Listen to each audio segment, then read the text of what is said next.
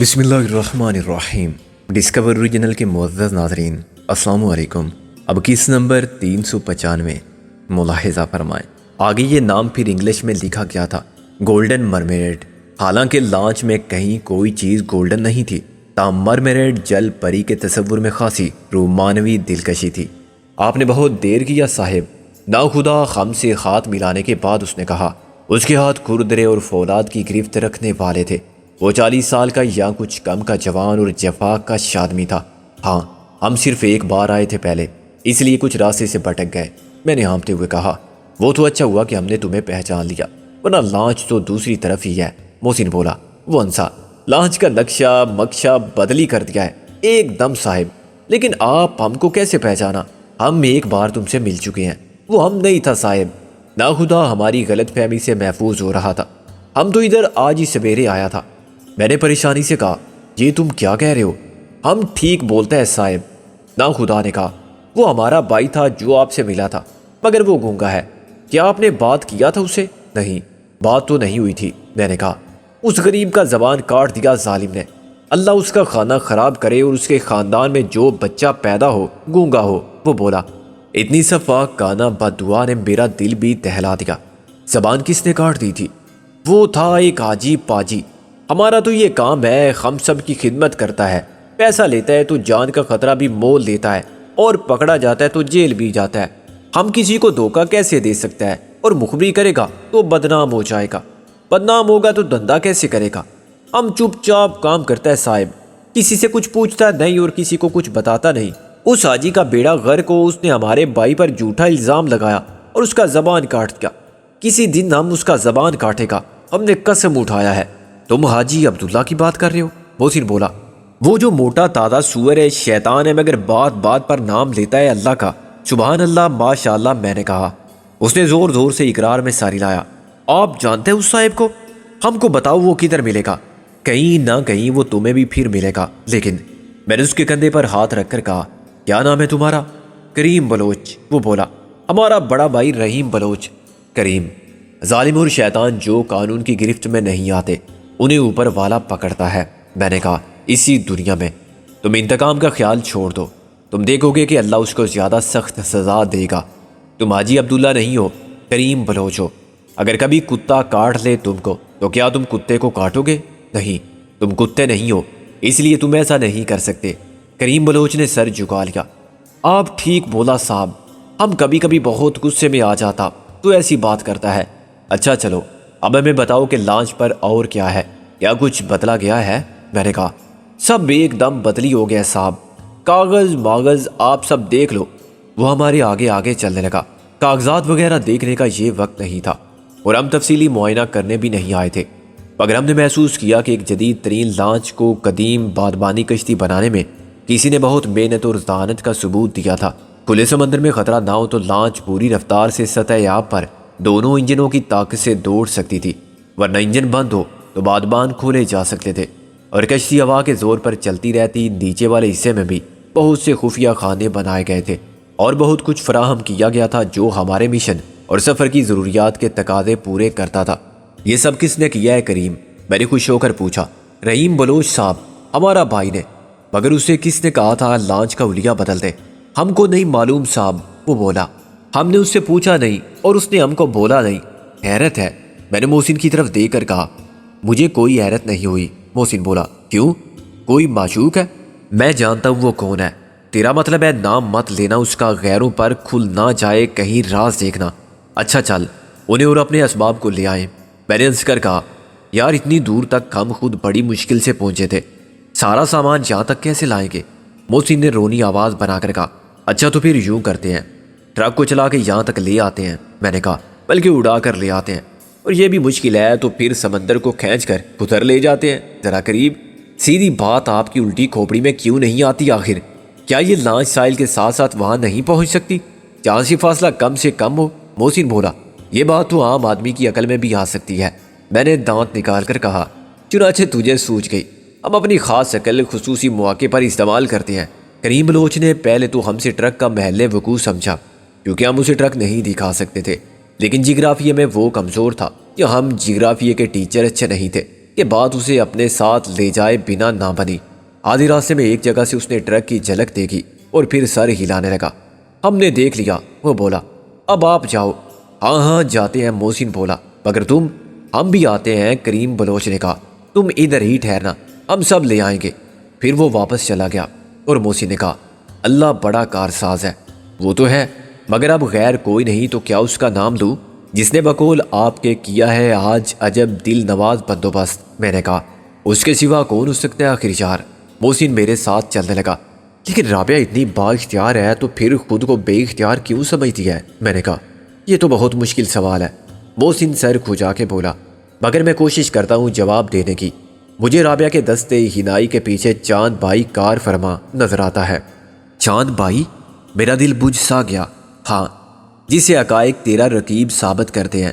روسیا تو وہ ہے نہیں، گورا چٹا آدمی ہے، اس کے مقابلے میں آپ البتہ خاصے روسیا ہیں۔ محسن بولا، تیرا مطلب ہے وہ رابعہ کی خاطر یہ سب کر رہا ہے؟ میں نے عرض کیا نا کہ بظاہر در پرتا یہ اس نے انتظام کسی اور کا بھی ہو سکتا ہے، مثلا دوست محمد کا۔ ہاں، آدمی تو وہ بھی خر فن مولا ہے، عمر گزری ایسی دشت کی سیاہی میں۔ میں نے ہاتھ پیچھے پھیلے ہوئے سمندر کی طرف اشارہ کیا۔ اس کی اسرار اور رموز کو بھی سمجھتا ہے اور سائل کو بھی جانتا ہے۔ جان کی امان پاؤں تو کچھ عرض کروں؟ کرو، میں نے کہا۔ تمہاری جان ویسے بھی انکل رضوی کی امان میں ہے۔ یہ جو بس رابعہ کاری ایڈوکیٹ سابق آپ کی محبوبہ دل نواز ہے نا، یہ کوئی ایسا کھیل کھیل رہی ہیں ہمارے ساتھ جس کی کوئی چال ہماری سمجھ میں نہیں آتی۔ ہم تم چاند بھائی ایک طرف ہیں، ذرا سلیس اردو میں سمجھاؤ۔ مجھے ایسا لگتا ہے کہ رابعہ اسے بھی چکر دے رہی ہے، کوئی لمبا چکر، جیسا کہ الف لیلوی داستانوں میں سادہ لو عاشقوں کو دیا جاتا تھا کہ عشق کو سچا ثابت کرو۔ انہیں کوئی آؤٹ آف کورس امتحانی پرچہ تھما دیا جاتا تھا کہ ان 7 سوالوں کے جواب لاؤ۔ حاتم طائی نے خاصی جک ماری، فرات بے چارے کو پہاڑ کاٹنے کے لیے بھیج دیا اور دودھ کی نہر نکالنے کی شرط لگا دی۔ اور بھی بہت سے کیس ہیں۔ چاند بھائی کسی چکر میں پڑنے والا آدمی نہیں ہے۔ یہ ٹھیک ہے کہ اس سے بڑا چکر باز پیدا نہیں ہوا، مگر برادر دنیا کی تاریخ ایسے عبرت ناک واقعات سے بھری پڑی ہے کہ بڑے بڑے تورم خاں کسی کی ایک نگاہ کرم کے لیے گن چکر بن گئے اور تباہ ہوئے۔ سب کو چکر دینے والا چاند بھائی بھی بلاخر تقدیر کے ہاتھوں اس عشق کے بلا خیز کے چکر میں پڑا اور ایسا پڑا کہ اب رابعہ اس کو بندر کی طرح نچا رہی ہے اور ڈگ ڈگی کی طرح بچا رہی ہے اور شرط پر شرط عائد کرتی جا رہی ہے۔ کیسی شرط؟ یہی کہ مجھے جیتنا ہے تو پہلے یہ کرو، پھر وہ کرو، اور پھر گن چکر سرے تسلیم خم کرتا جا رہا ہے۔ وہ اتنا احمق تو نہیں ہے۔ اف، یہی تو وہ نکتہ ہے جو میں سمجھانے کی کوشش کر رہا ہوں۔ کوڑ مغز، محسن بولا۔ سب سے بڑا افلاطون بھی جب اس چکر میں آ جائے تو اس کی عقل گھٹنوں میں اتر جاتی ہے، پھر ٹخنوں میں آ جاتی ہے اور عقل کے ساتھ وہ خود بھی گھاس چرنے چلا جاتا ہے۔ چاند بھائی گھاس کھا رہا ہے کیونکہ رابعہ اسے گھاس ڈال رہی ہے، ڈالتی جا رہی ہے ہمارے لیے، ہمارے فائدے کے لیے اسے استعمال کر رہی ہے، اور وہ ہو رہا ہے اس لیے کہ وہ بے بس ہے۔ عورت اس کے لیے آج تک رابعہ کے ملنے سے پہلے ایک ایسی چیز ہوگی جو ہر جگہ ہر وقت ہر بھاؤ میں ملتی ہوگی، خریدی اور بیچی جا سکتی ہوگی، بدلی جا سکتی ہوگی اور تحفے میں دی جاتی ہوگی۔ مگر پھر وہ عورت اچانک سامنے آ گئی جس نے اس کی ساری خام خیالی دور کر دی اور یہ بتایا کہ عورت کیا ہوتی ہے۔ ایسا ہٹلر کے ساتھ ہوا، پینولین کے ساتھ ہوا، جہانگیر کے ساتھ ہوا جو شہنشاہ ہند تھا، ایڈورڈ ہشتم کے ساتھ ہوا جو شاہ برطانیہ تھا۔ میں نے ساری لایا، اگر میں اس نظریے کی صداقت کو تسلیم کر لوں تو بڑے بھائی یہ کھیل کب تک چلے گا؟ انجام کیا ہوگا؟ چونکہ یہ فلمی سٹوری نہیں ہے، محسن بولا، اور اس کا اسکرپٹ بھی میرا نہیں، اوپر والے کا ہے، اس لیے صحیح جواب کیا دوں؟ انجام متوقع بھی ہو سکتا ہے اور غیر متوقع بھی۔ یہ بھی ممکن ہے کہ ایک دن رابعہ اس مجنوں سے کہے کہ میری خاطر کیا کر سکتے ہو، وہ کہے کہ قطب مینار پر سے کود سکتا ہوں، پھر رابعہ کہے کہ اچھا تو دلی چلتے ہیں، اور وہ جائے دلی، قطب مینار پر چڑھے اور سچ مچ کود جائے نیچے۔ رابعہ کہے ویری گڈ، تم واقعی ہی سچے عاشق تھے، اور پھر اپنے جھوٹے عاشق کا گھر آباد کرنے لوٹ آئے بخیر و عافیت۔ یہاں کیا؟ میں نے کہا، یا اس کے برعکس دوسرا انجام بہت افسوسناک بھی ہو سکتا ہے، اور وہ کچھ یوں کہ کسی دن اچانک چاند بھائی کی عقل ٹخنوں سے پھر سر کے بالائی حصے میں پہنچ جائے اور اسے احساس ہو کہ عشق کے نام پر اس کے ساتھ رابعہ نے کیا سلوک کیا، تو وہ انتقاماً وہ سب کر گزرے جو اس کے دل میں ہو۔ میں نے برہمی سے کہا، تیرا دماغ خراب ہے۔ ہاں، آپ نے سین کاٹ دیا، محسن بولا۔ ابھی تو جملہ بھی پورا نہیں ہوا تھا۔ مجھے خیال ہے آپ کے جذبات کا، چنانچہ آخری منزل کچھ ایسا ہو کہ جب رابعہ سارے راستے مسدود دیکھے اور یہ دیکھے کہ کاٹ کے الو کو مزید الو نہیں بنایا جا سکتا تو وہ ترکش کا آخری تیر استعمال کرے جو یقیناً اس نے سنبھال کر رکھا ہوگا۔ ایسی صورتحال کے لیے رابعہ بھی ہے تو قاضی کے گھر کی چوہیا، میرا مطلب ہے سیانی تو ہے، آگ سے کھیل رہی ہوگی تو دامن کا خیال بھی تو ہوگا نا، وہ صاف بچ جائے گی، مر کے یا مار کے۔ میرا خیال ہے کہ میرا دماغ کام نہیں کر رہا ہے، میں نے پریشان ہو کر کہا۔ اس معاملے میں تو مت کام لے اپنے دماغ سے، ہم جو ہیں اپنا دماغ چلا رہے ہیں تیرے لیے، پھر تجھے فکر کرنے کی کیا ضرورت ہے؟ میں تیری تسلی کے لیے نہیں، یقین کے ساتھ کہتا ہوں کہ رابعہ کے دور رہنے اور اس انداز تغافل میں، یہاں تک کہ تیرے ساتھ ہونے والی گفتگو میں کوئی ایسی بات ہے جو ہم نہیں سمجھتے اور وہ بھی نہیں چاہتی کہ ہماری سمجھ میں آئے۔ بلاخر وہ ہم سے آ ملے گی جب وہ دیکھے گی کہ اب وہ چاند بھائی کو مزید استعمال نہیں کر سکتی۔ چاند بھائی کی استعمال ہونے والی بات 100% تو غلط نہیں ہو سکتی، لیکن ایک امکان اور بھی تو ہے۔ وہ کیا؟ خیر پہلے میں بتاتا ہوں۔ دوسرا امکان یہ ہے کہ چاند بھائی بظاہر ہمارا دشمن ہو لیکن سامنے آئے بغیر ہماری مدد کر رہا ہو۔ اس کے بزنس پارٹنر وہی ہیں جو اصل شکاری ہیں، چودھری دلاور اینڈ کمپنی اور دوسرے اسمگلر۔ اگر انہیں شک ہو جائے کہ چاند بھائی ہمارا مددگار بنا ہوا ہے تو نہ صرف یہ کہ چاند بھائی کا بزنس چوپٹ ہوگا بلکہ اس کی جان بھی خطرے میں پڑ جائے گی۔ چنانچہ وہ ایک ڈرامہ کر رہا ہے۔ اپنے چودھری صاحب بہت بڑے ڈرامہ نویس، آرٹسٹ اور ڈائریکٹر ہیں، مگر وہ ان کا باپ ہے، جیسا کہ اس کی باتوں سے اندازہ ہوا تھا۔ سب سے زیادہ غور طلب بات یہ تھی کہ چاند بھائی اسمگلر ہے لیکن غدار نہیں ہے۔ وہ مجرم ضرور ہے مگر قانون کا، ملک کا دشمن وہ بہرحال نہیں ہے، یہ اس نے واضح کر دیا تھا۔ اس نے تو یہ بھی کہا تھا کہ چودھری دلاور سے اسے ایک قرض وصول کرنا ہے، خسرو جمشید کا۔ میں نے محسوس کیا کہ میرے دل پر لپٹ جانے والا مایوسی کا جالا ہٹ رہا ہے۔ ہاں، اور خسرو جمشید مارا جا چکا ہے۔ تو یقین کے ساتھ کہہ سکتا ہے کہ وہ اصلی خسرو جمشید ہی تھا؟ میں نے کہا، ایک منٹ کے لیے فرض کر لے کہ اسے چاند بھائی نے مارا۔ اس نے دلاور سے صاف بات کی کہ میرا مجرم میرے حوالے کر دو، پھر تمہارے اور میرے درمیان رنجش مٹ جائے گی۔ کس طرح اس نے دلاور کو اس بات کا یقین بھی دلا دیا کہ رابعہ اس کی قید میں ہے اور وہ خود بھی ہمارے خون کا پیاسا ہے۔ موسی نے کہا، ہم نے چاند بھائی کو اور چودھری دلاور کو اس بحری جہاز SS کرانتی 3 پر سے اترتے دیکھا تھا ایک ساتھ۔ میرے نظریے سے اس کی بھی وضاحت ہو جاتی ہے۔ فرض کرو وہ وہاں یہی بات کرنے گیا تھا۔ دلاور نے اس کی بات مان لی کیونکہ خسرو جمشید اس کے کام کا نہیں رہا تھا بلکہ اس کے لیے بہت بڑے ذلت آمیز نقصان کا سبب بن گیا تھا، مگر ان دنوں وہ اس کے قبضے میں تھا۔ اس نے خود مارنے کی بجائے خسرو جمشید کو چاند بھائی کے حوالے کر دیا، اس شرط پر کہ اسے مارنے کے بعد لاش واپس کر دی جائے۔ اپنے چودھری صاحب کے لیے مردہ نواب خسرو جمشید بھی ایک مقصد کے حصول کا ذریعہ بن سکتا تھا، اور ایسا ہی ہوا۔ میں نے محسن کو زبردستی پکڑ کر گلے لگایا اور اس کا منہ چوما۔ خدا تجھے نظر بد سے بچائے، پہلے تو خدا مجھے تجھ سے بچائے، وہ چلانے لگا۔ چونکہ اب ہم نازو اور غالب کے بہت قریب پہنچ چکے تھے اس لیے وہ ٹرک کی اوٹ سے دوڑتے ہوئے آئے۔ کیا ہوا؟ اس لیمو کو کیوں نچوڑ رہے ہو؟ غالب بولا۔ میں نے ایک عقل کی بات کی تھی، محسن نے آمتے ہوئے کہا۔ غلطی سے کر دی ہوگی بیٹے، غلطی کی سزا تو ملتی ہے نا، غالب نے کہا۔ غالب کے بچے، محسن نے کہا اور آگے بڑھا۔ غلطی کے بچے ہم سب ہیں، بابا آدم کی غلطی کے۔ غالب فوراً نازو کے پیچھے ہو گیا۔ شہر اپنے شیروانی اچکن صاحب، میں نے کہا، بات تو آپ کی ادھوری ہی رہ گئی، ابھی زندگی ادھوری رہ جاتی۔ باڑ میں گئی بات، وہ بولا۔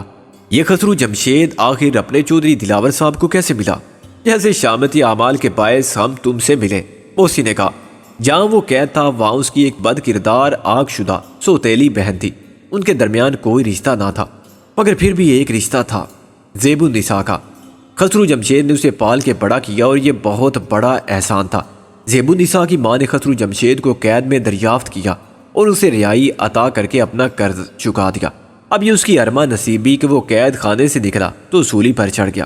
ممکن ہے وہ دلاور سے مصالحت یا مفاہمت کی امید لے کر آیا ہو، اپنی محبوبہ کا عذر پیش کر کے کاروباری تعلقات استوار رکھنا چاہتا ہو، مگر تقدیر کا فیصلہ پہلے ہی ہو چکا تھا۔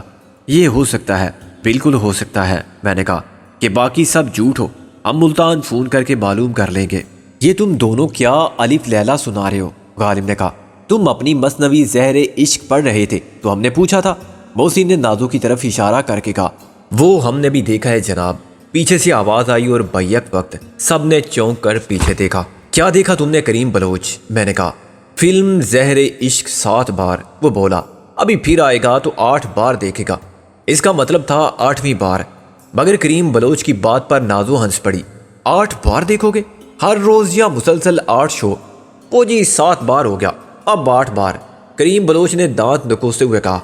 ایسا ظالم گانا! اس کا صاحب کریم بلوچ ایک زندہ دل آدمی تھا، اس نے اپنی زندگی بھی جفا کشی میں گزار دی تھی، اور دیکھتے ہی دیکھتے اس نے سب ضروری سامان لانچ میں منتقل کر دیا۔ چاروں گھڑے پہلے ہی پھوڑے جا چکے تھے۔ ہماری عدم موجودگی میں غالب اور نازو نے کام کو کھیل بنا لیا تھا۔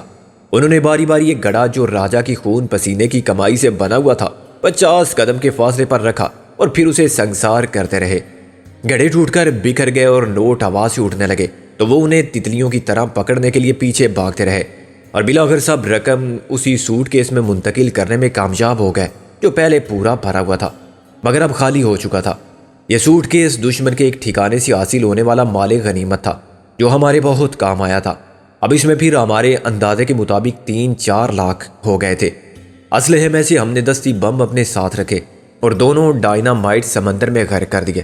سٹین گن اور سائلنسر والا واحد ریوالور جو پہلے جیکب کی ملکیت تھا میرے پاس رہتا تھا، مگر میں نے غالب کے سپرد کر دیا کیونکہ بے خطا نشانے میں اس کی غمسری کا دعویٰ کوئی نہیں کر سکتا تھا۔ جعلی دستاویزات سے پرسوٹ کیس کا بوجھ بہت تھا۔ فی الحال ہم نے اسے ایسے ہی رکھ لیا اور طے کیا کہ بعد میں غیر ضروری اسباب کی چھانٹی کی جائے گی۔ اسٹین گن بھی ایک ہی تھی جسے ہم نے خفیہ خانے میں ڈال دیا، ایک ایسی جگہ جہاں سے اس کو وقت ضرورت آسانی سے اور فوراً نکال کر استعمال کیا جا سکے۔ اب اس ٹرک کا کیا بنے گا؟ پیچھے رہ جانے والوں کا کیا بنتا ہے؟ غالب نے ایک فلسفیانہ بات کی۔ تم کیوں اس کے غم میں جان گنواتے ہو؟ ہاں، مال حرام بود بجائے حرام رفت، میں نے کہا۔ مال غنیمت کبھی مال حرام نہیں ہوتا، محسن بولا۔ اس کو یہاں چھوڑ دینے میں خرچ کیا ہے؟ فائدہ ہو سکتا ہے کچھ۔ وہ کیا؟ یہی کہ شکاری ہمارا سراغ لگاتے ہوئے یہاں تک پہنچ گئے تو غلط اندازے قائم کریں گے۔ مثلا یہ کہ ہم سمندر کے راستے نکل گئے، اس کے اچھے خاصے پیسے مل سکتے ہیں۔ محسن نے افسوس سے سر ہلایا۔ اکرام شیخ نے عقل مندی کی جو کار بیچ کے ٹیکسی لے لی۔ کار بیچ دی؟ میں نے حیرانی سے کہا۔ تجھے کس نے بتایا؟ مونی نے بتایا، محسن بولا۔ کام تو اچھا کیا، مگر کار اس کے نام پر تو رجسٹر نہیں تھی۔ پھر کس کے نام پر تھی؟ نازو بولی۔ آغا سعادت علی خان گردیزی کے، میں نے کہا۔ یعنی یہ خاکسار؟ تو میاں خاکسار، اس نے تمہارے دستخط کر دیے ہوں گے۔ تم اگر آغا سعادت علی خان گردیزی بن سکتے ہو تو وہ کیوں نہیں بن سکتا؟ محسن بولا۔ بروکر نے سب معاملات طے کروا دیے ہوں گے۔ ہاں، اسے تو 2 کمیشن ملا ہوگا، غالب بولا۔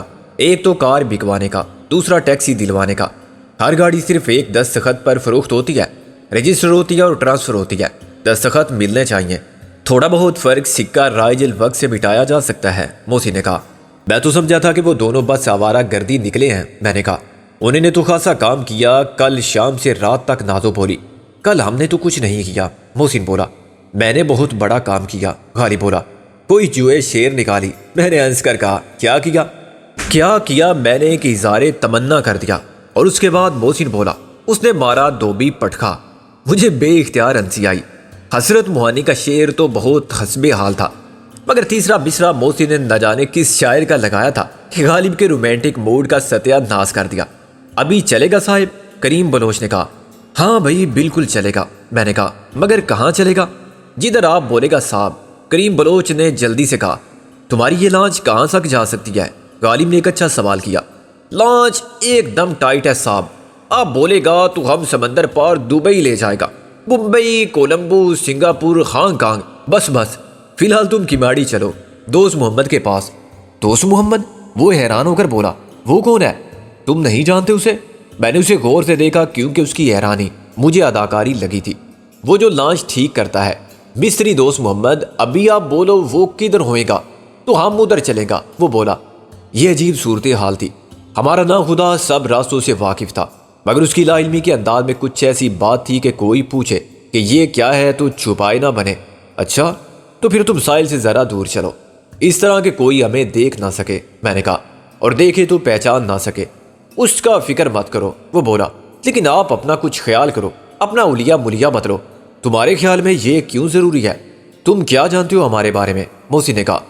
ہم کو بھائی رحیم بلوچ بولا صاحب کہ وہ پاکستانی مجاہد لوگ ہیں اور ادھر ملک میں خانہ خراب کافر لوگ اپنا ایجنٹ بھیجا ہے تو ہم بولا صاحب کہ ابھی ہم جائے گا، ادھر سب کا بیڑا غرق کرے گا جو ہمارا ملک کا بیڑا غرق کرنے کے واسطے آیا ہے۔ ابھی ہم ان کو جانتا نہیں صاحب، لیکن اللہ کا قسم آپ بولیں گا تو ہم آگے جائیں گا لڑائی مڑائی کا واسطے۔ اپنا مسلمان آدمی ہے صاحب، لڑنے سے نہیں ڈرتا۔ بے شک تم مالو، مرنا تو پڑتا ہے سب کو جب وقت آتا ہے، پھر اچھا ہے نا اللہ ہم کو شہادت دے اور ہم جنت میں جاوے۔ ہم تو بہت گناہ گار بندے ہیں صاحب۔ اس سادہ دل سچے مسلمان اچھے انسان اور پکے پاکستانی نوجوان کے جوشیلے جذبات نے ہم سب کو متاثر کیا۔ تم تو بہت بہادر آدمی ہو کریم بلوچ، میں نے اس سے ہاتھ ملا کر کہا۔ کدھر صاحب، ہم تو اپنا گھر والی سے بھی ڈرتا ہے۔ وہ بولا، یہ بتاؤ کہ تم کیا کچھ کر سکتے ہو؟ محسن نے ہنستے ہوئے کہا، ہم سب کرتا ہے صاحب، لانچ چلاتا ہے اور اس کو ٹھیک بھی کر لیتا ہے۔ نیویگیشن میرا مطلب ہے سمندری راستوں سے واقف ہوتا۔ میں نے کہا، تھوڑا بہت، ادھر سے ممبئی اور کولمبو کے راستے ہم مدراس بھی جا سکتا ہے۔ کلکتہ اور چاٹا گام بھی ہمارا استاد اسی راستے پر لے جاتا تھا ہم کو۔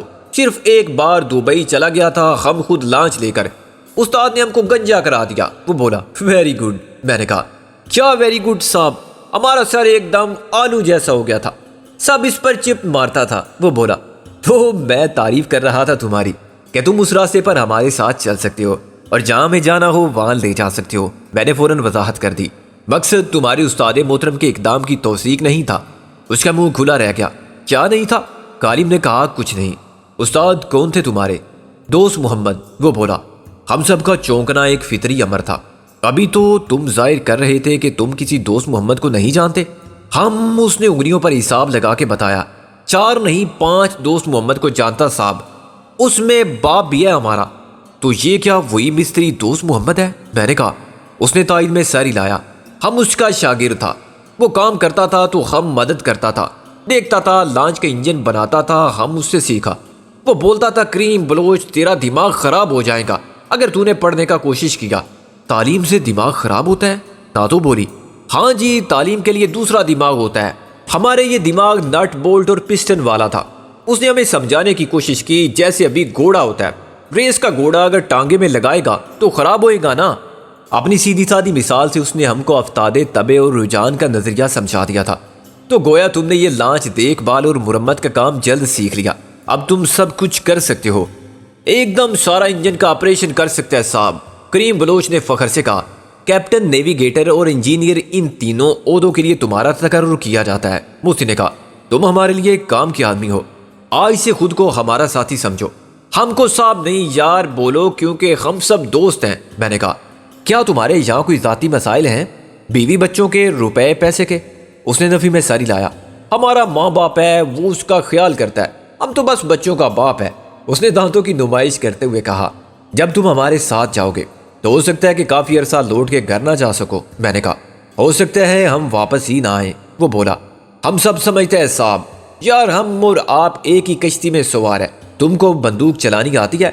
کون سا بندوق؟ اس نے شلوار کے نیچے سے ہاتھ ڈال کے دیسی ساخت کا ایک ریوالور برآمد کر لیا۔ یہ ہے اپنے پاس یار، مگر کسی کو بولنا مت۔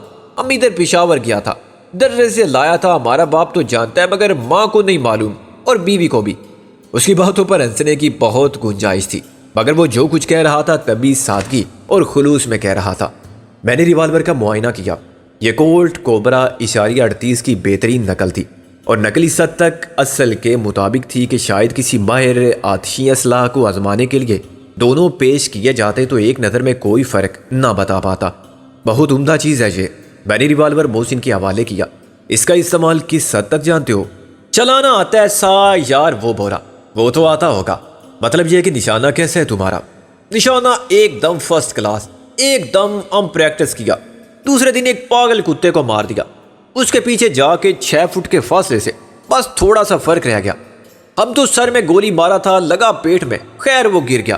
ہم سب کو بے اختیار ہنسی آ گئی۔ اس کا مطلب تو یہ ہے کہ یار تمہیں نشانے کی مشق کرانی ہوگی، بعض اوقات سامنے سے گولی چلانی پڑتی ہے، اور 6 فٹ نہیں 50 یا 100 فٹ کے فاصلے سے۔ فرق اتنا بھی نہیں پڑنا چاہیے جتنا دونوں آنکھوں میں ہوتا ہے، کہ سیدھی آنکھ کا نشانہ لیا جائے تو دوسری آنکھ کیا ناک پر بھی خراش نہ آئے۔ یہ تو بہت مشکل ہوگا صاحب، مگر سیکھے گا ہم، کریم بلوچ نے کہا۔ یہ ہے تمہارا استاد۔ میں نے کریم بلوچ کو غالب سے متعارف کرایا۔ ایسا زبردست نشانہ ہے کہ اڑتی چڑیا کو ایک گولی سے 2 بار نشانہ بنا سکتا ہے۔ کریم بلوچ اس بات کا مطلب کیا سمجھتا؟ وہ بے حد حیرت تمیز احترام سے غالب کو دیکھتا رہا۔ پھر وہ لانچ سٹارٹ کرنے کی ابتدائی تیاری میں مصروف ہو گیا۔ نیچے جا کے ہم نے بھی اپنے اسباب اور ضروریات کا از سر نو جائزہ لیا۔ نازو نے پرانے میلے زنانہ کپڑوں کا ایک انبار دیکھا جس میں چوہا نما بہت سے بلوچی اور سندھی لمبے لمبے دانتوں والے کرتے تھے اور مضحکہ خیز گھر والی شلواریں تھیں، کچھ چھوٹی اور کچھ بڑی۔ ان کو وہ کسی بھی قسم کا حلیہ اختیار کرنے کے لیے پہن سکتی تھی، اور غالباً وہ اسی مسئلے پر سوچ بچار کر رہی تھی کہ اسے مچیرن بننے کے لیے کیا کچھ درکار ہوگا۔ فینسی ڈریس شو میں ہم سب کے لیے اپنی اپنی صلاحیت کا مظاہرہ کرتے ہوئے بچیروں کی ایک عام غربت زدہ جائل فیملی بننا ضروری تھا۔ محسن اور غالب نے مجھ سے اتفاق کیا کہ آج کا کام کل پر اور ابھی کا کام بعد پر چھوڑنا عقل مندی نہیں ہے۔ یہ نہ ہو کہ ہم کیماڑی کے سائل پر ہی پہچان کے در لیے جائیں۔ ہم نے بھی ماہی گیروں کا لباس تلاش کیا۔ یقیناً یہ کسی حسن انتقام کا کرشمہ تھا کہ ہمیں وہاں سے سب کچھ مل گیا، اور جو اپنا حلیہ بدلنے کے لیے ضروری تھا، یہاں تک کہ کباڑ خانے میں سے وگ بھی ملی۔ یہ سفید بالوں کی وگ کا پورا سیٹ تھا، داڑھی مونچھوں سمیت۔ چہرے اور حلیے نہ تو ہم نے اتنی بار بدلے تھے کہ ہم کسی میک اپ مین کے محتاج نہیں رہے تھے، اور میک اپ کا سامان یہاں بطور خاص فراہم کیا گیا تھا۔ باقی سامان بھی ایسا ہی تھا کہ سچ مچ کسی ماہی گیروں کے خاندان کی وہ کشتی نظر آتی تھی جس پر وہ رہتے بھی ہوں۔ مچھلی پکڑنے کے جال سے لے کر چولہے اور کھانے پینے کے برتنوں تک ہر چیز پرانی تھی اور کافی استعمال شدہ تھی۔ سونے کے لیے جو بستر تھے وہ گدڑیاں سمجھے جا سکتے تھے۔ معلوم نہیں ہے کس کا اسباب تھا جو یہاں جمع کیا گیا تھا۔ میرا ذہن رہ رہے کہ دوست محمد کی طرف جاتا تھا۔ وہی ایک ہوشیار آدمی تھا جو وسیع تعلقات وسائل پر دسترس رکھتا تھا اور ہمارے حالات کے مطابق ہماری ضروریات کے تقاضوں کو بھی سمجھتا تھا۔ کیا سوچ رہے ہو کبیر خان عرف چیف کیٹو؟ محسن نے میرے سامنے ایک پھٹی ہوئی دھوتی لہرا کر کہا، ہم تو یہ لباس فاخرہ زیب تن فرما رہے ہیں۔ میں نے مرزا غالب کو دیکھا تو مجھے ہنسی آئی۔ اس نے سر کے اوپر ایک پگڑی سی یوں باندھ دی تھی کہ سارے بال غائب ہو گئے تھے، اور بدن پر ایک کالے رنگ کی ڈھیلی واسکٹ پہن لی تھی۔ واسکٹ کے نیچے صرف نیلے رنگ کی خستہ حال شلوار تھی جس کو اڑس کے اس نے ٹخنوں سے کافی اونچا کر لیا تھا۔ لیکن سب سے زیادہ دلچسپ حرکت اس نے توے کی کالک کو تیل کی مدد سے چہرے پر، ہاتھوں، گردن پر اور جسم کے سب نظر آنے والے حصوں پر پھیلا کے کی تھی۔ یہ رنگ پھکا نہیں تھا تو اتنا کچا بھی نہ تھا کہ پانی لگنے سے اتر جائے۔ وہ ایک سیاہ فام مائی گیر کے میک اپ میں اپنی مہارت کا بھرپور استعمال کرنے میں کامیاب تھا۔